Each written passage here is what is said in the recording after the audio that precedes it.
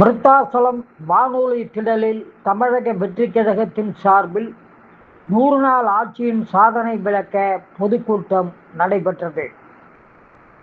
கடலூர் மாவட்டம் விருத்தாசலம் வானொலி திடலில் தமிழக வெற்றிக் கழகத்தின் 100 நாள் ஆட்சி சாதனை விளக்க பொதுக்கூட்டம் நடைபெற்றது.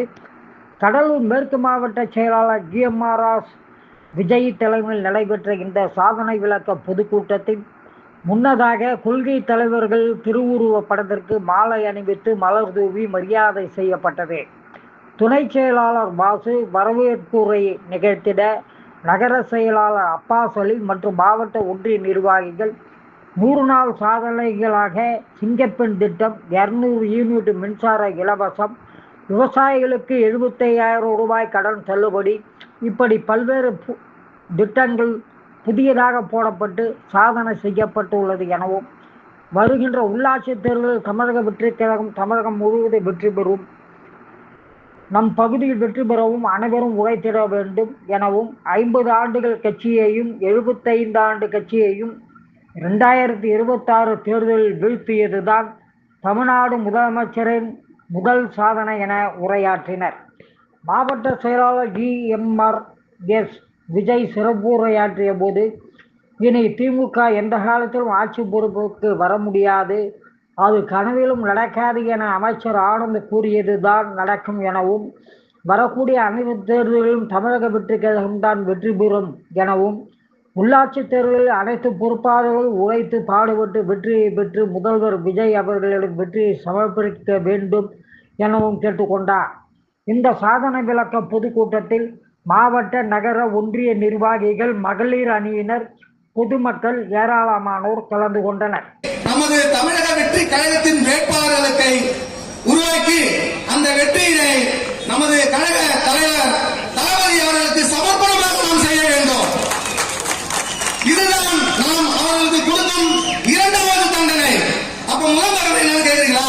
சொல்ற 2026 சட்டமன்ற தேர்தல்ல ஒற்றை ஆளாக தன் முகத்தை மட்டும் காட்டி ஆண்ட கட்சிகளை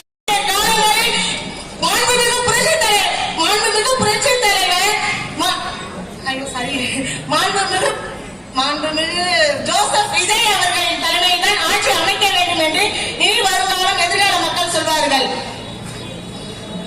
தமிழ்நாட்டில் பாதுகாப்பு இல்லை, ஆனால் இன்று பெண்களுக்கும் தமிழக மக்களுக்கும் பாதுகாப்பு உண்டு. எப்படி என்றால் 719 மதுக்கடைகள் மூடப்பட்டுள்ளது. அதற்கு நம் பொற்கால ஆட்சியை சாதனை, 100 நாட்களில் இந்த பொற்கால ஆட்சியை சாதனை. இன்று குட்கா வியாபாரிகள், கஞ்சா வியாபாரிகள் ஓடி ஓடி பதுங்குகின்றனர். அந்த அளவுக்கு தமிழ்நாட்டில் இன்று பொற்கால ஆட்சி நடந்து கொண்டிருக்கிறது.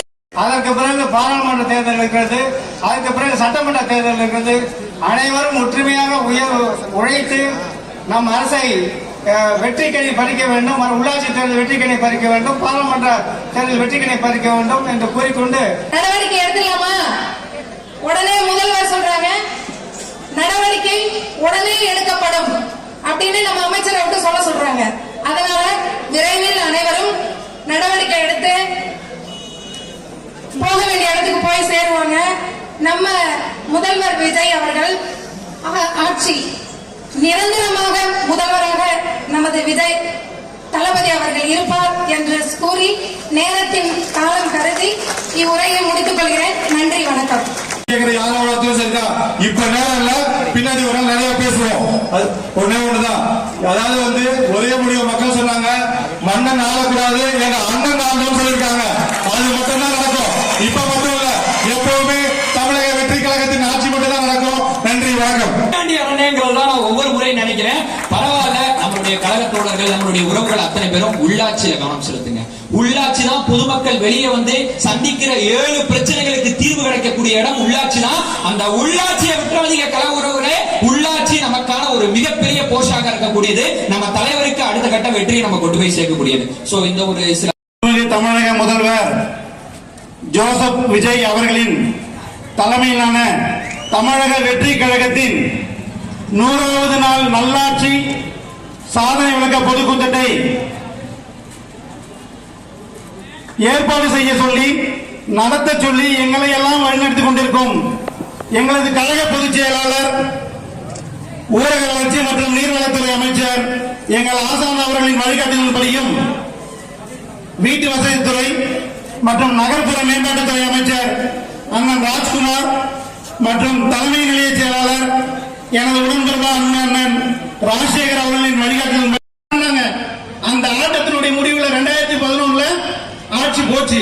அதோட 10 வருஷம் முடிஞ்சு போச்சு. 10 வருஷமா நீங்க ஏஞ்சி ஆட்சி பத்தி நினைச்சு கூட பார்க்க முடியாம இருந்தது. ஏதோ ஒரு நல்ல நேரம் அந்த அம்மா நம்ம புரட்சி தலைவர் அம்மா இறந்ததால உங்களுக்கு திரும்ப ஒரு வாய்ப்பு கிடைச்சது. சரி, அதையாவது நீங்க தக்க வச்சுக்கலாம் பாத்தீங்களா? அது இல்ல. உடனே பையன் ஒரு பக்கம், உடனே துணை முதலமைச்சர் இந்த பக்கம், மாப்பிள்ளை கம்பெனி ஒரு பக்கம் கரூர் கம்பெனி ஒரு பக்கம். உங்களுடைய அட்டகாசத்தை எப்படிதான் மக்கள் பொறுப்பாங்க? ஒரே மாநில அளவில் மட்டும் அட்டகாசம் பண்ணீங்க. ஒவ்வொரு மாவட்ட அளவுல, ஒவ்வொரு ஊராட்சி அளவுல, ஒவ்வொரு கிளை அளவுல எங்கெங்கெல்லாம் சுரண்ட முடியுமோ, எங்கெங்கெல்லாம் கொள்ளடிக்க முடியுமோ அவ்வளவு கொள்ள. இதனுடைய வெறுப்பு எப்ப வந்ததுன்னா, கரூர்ல நம் சொந்தங்களை இழந்தப்ப ஒவ்வொருத்தரும் திமுக ஒழிஞ்சுட்டாங்க. இதோட இப்படியே ஒழிச்சுன்னு முயற்சி பண்ணாங்க. ஆனா தமிழகத்துடைய மக்கள் என்னைக்குமே தலைவர் பின்னாடிங்கிறத அந்த இன்சிடென்ட்ல தான் நிரூபிச்சாங்க. இன்னைக்கும் இல்ல, என்னைக்குமே தலைவரை விட்டு கொடுக்க மாட்டாங்கன்னு சொல்லிட்டு அன்னையோட இந்த திமுக பயந்துட்டாங்க. திமுக என்னைக்கு பயந்தானா, கருவன் சென்றோட இவனை ஒழிச்சலாம் நினைச்சாங்க பாரு. அதுக்கப்புறம் 2 நாளுக்கு அப்புறம் தளபதி பேட்டி கொடுத்தாருப்பாங்க. 4 நாளுக்கு அப்புறம் அன்னைக்கே அவனோட தூக்கம் போச்சு. இன்னைக்கு மொத்தமா போச்சு. சுத்தமா தூக்கம் மொத்தமா போச்சு. ஏற்கனவே சொன்னதுதான், நான் திரும்ப சொன்னதுதான். அண்ணாவால் ஆரம்பிக்கப்பட்ட அந்த திமுக, நம்ம எலெக்ஷனுக்கு முன்னாடியே நம்மளுடைய பாலக்காடு பொதுக்கூட்டத்தில் சொன்னோம். அந்த அண்ணாவால் ஆரம்பிக்கப்பட்ட திமுகவை நம்ம அண்ணன் முடிப்பாரு சொன்னோம், முடிச்சு காமிச்சாரு. திரும்ப இப்ப சொல்ற இதே இடத்துல இந்த வானொலி திறன்ங்கிறது எங்களுக்கு இங்க இருக்கிற நம்ம கட்சி தோழர்கள் எல்லாத்துக்குமே ஒரு பெரிய கனவு. பல அரசியல் கூட்டங்களை பார்த்திருப்போம், எட்ட நின்று கேட்டிருப்போம். ஆனா இன்னைக்கு ஆளுங்கட்சியா, தமிழக வெற்றி கழக ஆளுங்கட்சியா நின்று பேசணும். இந்த தேர்தலை எத்தனை கூட்டணி கட்சியை வச்சு நீங்க ஜெயிச்சிருக்கலாம். அந்த ஜெயிச்சது உங்களுக்கே மனசாட்சி. ஒவ்வொரு திமுக நிர்வாகியும் சரி, கூட்டணி கட்சி நிர்வாகியும் சரி, உங்களுக்கே தெரியும் எவ்வளவு கஷ்டப்பட்டு ஜெயிச்சீங்க. அந்த வெற்றிங்கிறது உங்களுக்கு இதோட முடிஞ்சு போச்சு. 2026 மிஞ்சமும் இந்த 70 வேட்பாளர் 70 எம்எல்ஏ ஜெயிச்சீங்க. இதுக்கு மேல எங்க பூஜாரி சொன்ன மாதிரி உங்களுக்கு வெற்றிங்கிறது எதிர்கட்சிங்கிறதே கிடையாது. இதுக்கு மேல அடுத்த 2031 சரி, வரும் எந்த தேர்தலையும் சரி, இதுக்கு மேல ஒரே கட்சி தமிழகத்தினுடைய வெற்றி கட்சியா தமிழக வெற்றி கழகம் மட்டும்தான் இருக்கும்.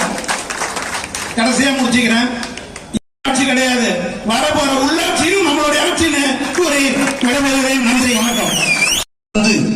இன்று தமிழக வெற்றி கழகமாக வெற்றி நடை போடும் இந்த பயணத்தில் தடைகள் வந்தாலும் தளராமல், தலைமை காட்டும் பாதையில் தவறாமல், கழகத்தின்